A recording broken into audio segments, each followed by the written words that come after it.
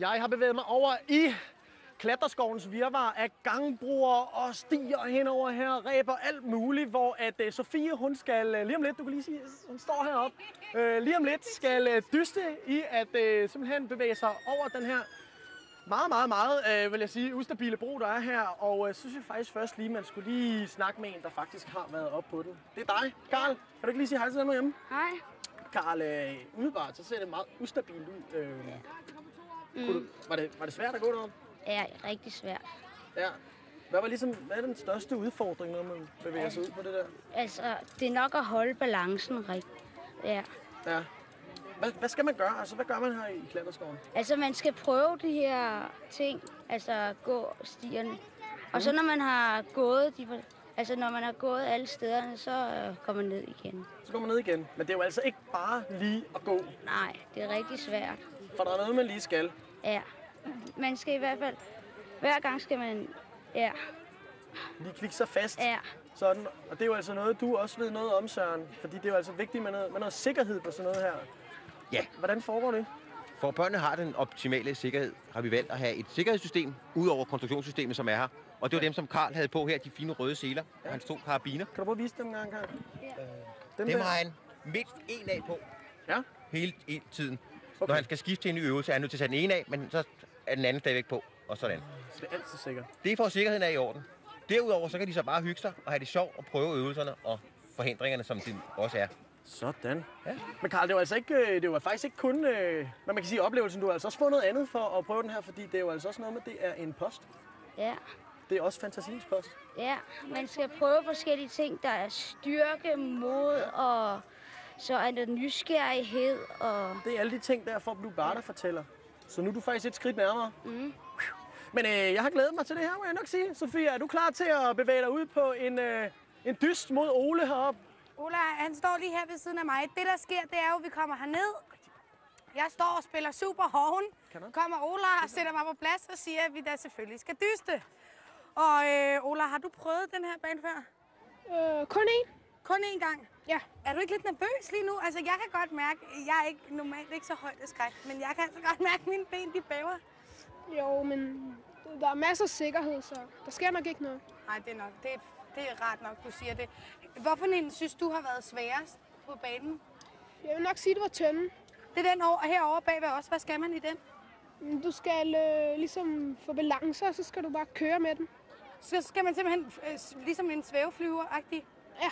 Fra den ene ende til den anden? Ej. Ola, vi skal jo dyste nu. Ja. Og her gælder det om at komme fra den ene side, eller herinde fra midten, ud til yderpælen, og herind på midten igen. Og så gælder det jo selvfølgelig om at komme først. Ja. Og hvad tror du, dine chancer er mod mig? Tror du, det skal nok gå.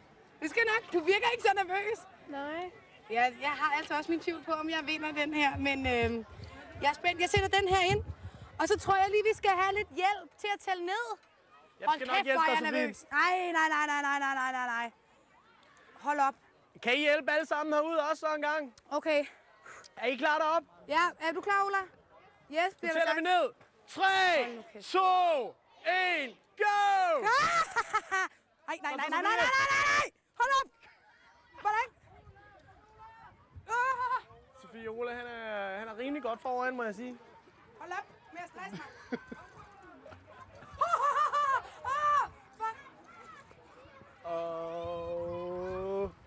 Tilbage. I er begge på vej tilbage. Det kan blive lidt halvt. Så!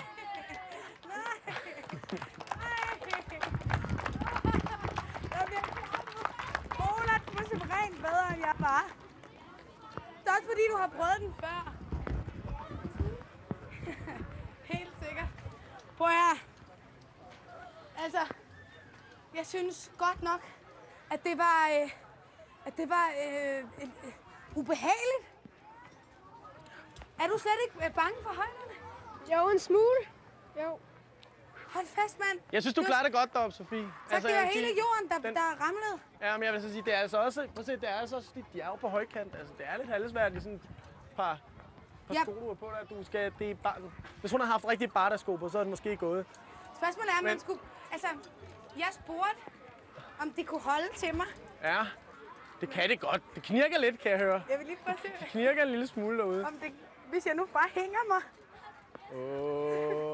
Ola, vil du holde den her? Hvis at, hun falder ned her, Sofie, så må I Så er gerne det komme altså ind. slut. Grin med hjemme i stuen. Så er det altså farvel. Så er det... Okay, jeg hænger her imens. Du hænger bare lidt der, så imens du hænger der, så kan jeg altså sige derhjemme, at jeg kunne se alle mulige afsnit af Bardag. I kunne se alle mulige afsnit af Bardag i dag, og det sidste, det kommer lige så snart, at vi er færdige med at kigge på Sofie, der hænger, og ydmyger sig selv en lille smule her på rebstigen. Vi er færdige nu med at kigge på mig. Stop! Stop det, mor. Tak. Nu sidder jeg på en pæl. I sidste uge mødtes Clemens og Oliver for at spille rollespil. De havde aldrig mødt hinanden før. Vær hilset, eventyr. Du skal spille